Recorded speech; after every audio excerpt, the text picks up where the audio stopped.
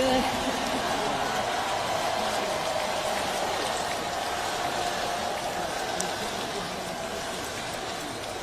Good afternoon, everyone. Good afternoon.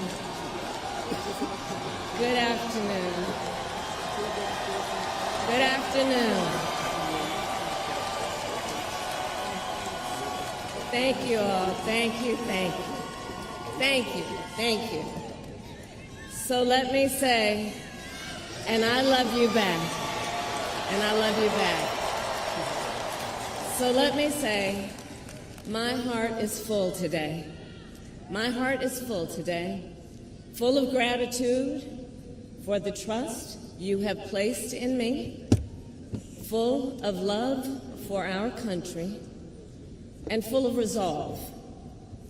The outcome of this election is not what we wanted, not what we fought for, not what we voted for, but hear me when I say, the light of America's promise will always burn bright. As long as we never give up, and as long as we keep fighting.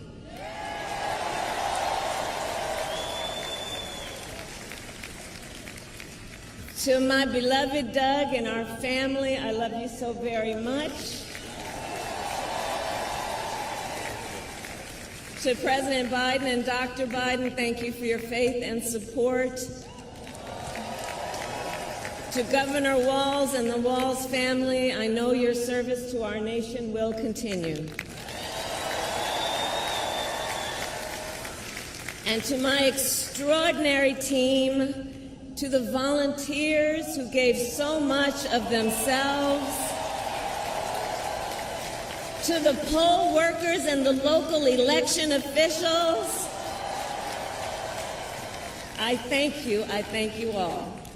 Look, I am so proud of the race we ran and the way we ran it. Over the 107 days of this campaign, we have been intentional about building community and building coalitions, bringing people together from every walk of life and background, united by love of country with enthusiasm and joy in our fight for America's future. And we did it with the knowledge that we all have so much more in common than what separates us. Now, I know folks are feeling and experiencing a range of emotions right now. I get it. But we must accept the results of this election. Earlier today, I spoke with President-elect Trump and congratulated him on his victory. I also told him that we will help him and his team with their transition, and that we will engage in a peaceful transfer of power.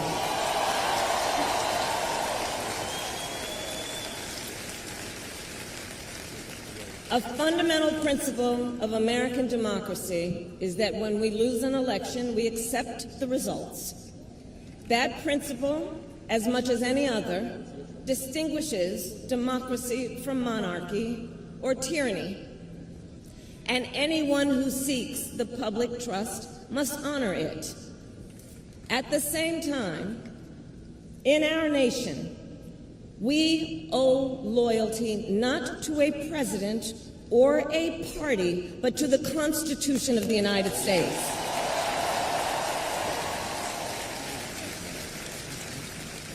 And loyalty to our conscience and to our God. My allegiance to all three is why I am here to say, while I concede this election, I do not concede the fight that fueled this campaign.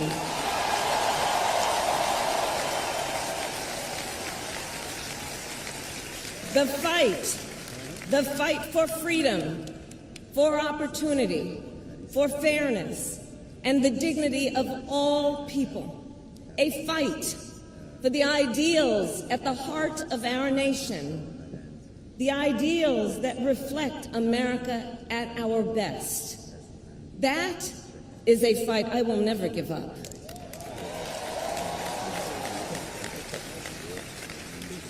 I will never give up the fight for a future where Americans can pursue their dreams, ambitions, and aspirations, where the women of America have the freedom to make decisions about their own body and not have their government telling them what to do. We will never give up the fight to protect our schools and our streets from gun violence.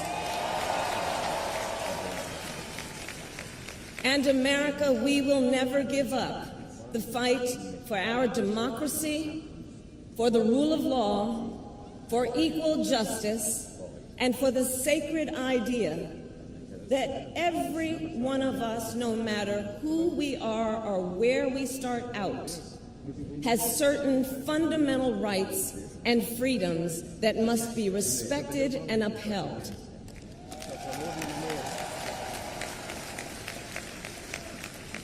And we will continue to wage this fight in the voting booth, in the courts, and in the public square.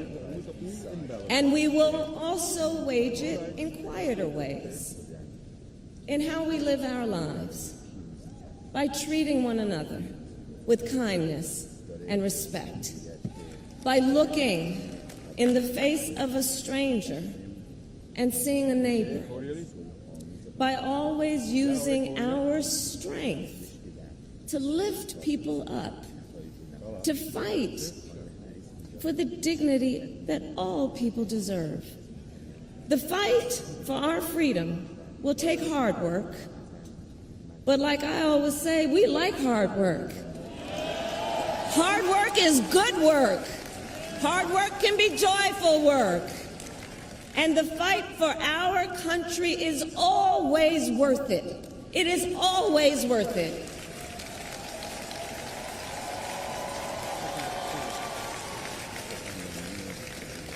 To the young people who are watching, it is, I love you.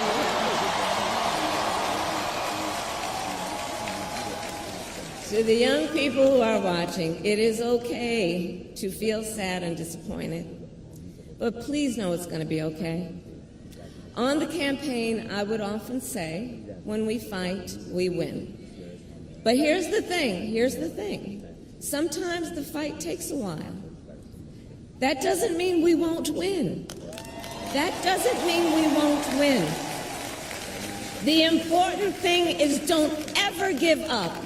Don't ever give up. Don't ever stop trying to make the world a better place.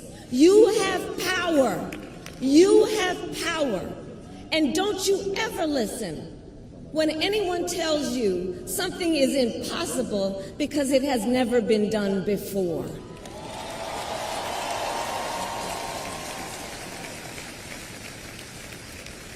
You have the capacity to do extraordinary good in the world.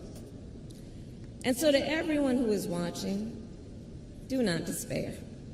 This is not a time to throw up our hands. This is a time to roll up our sleeves.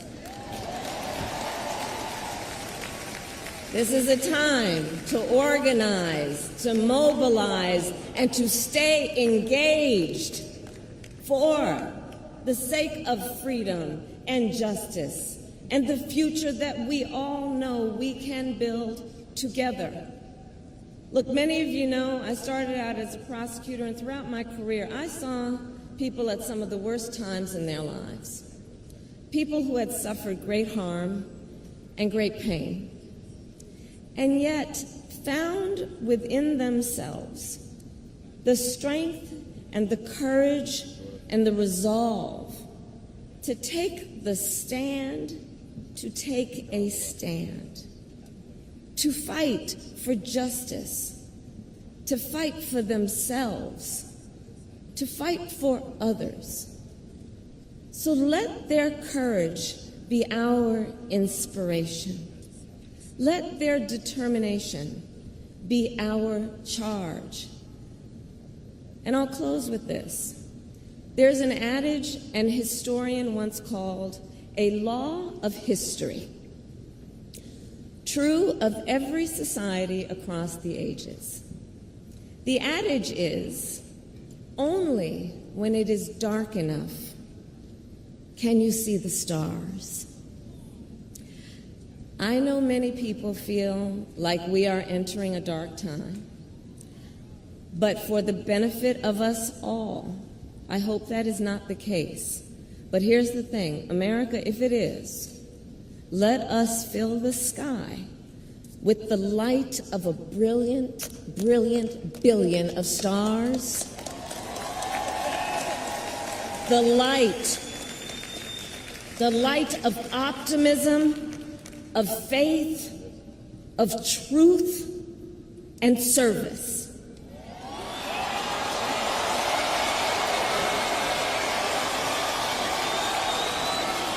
HU.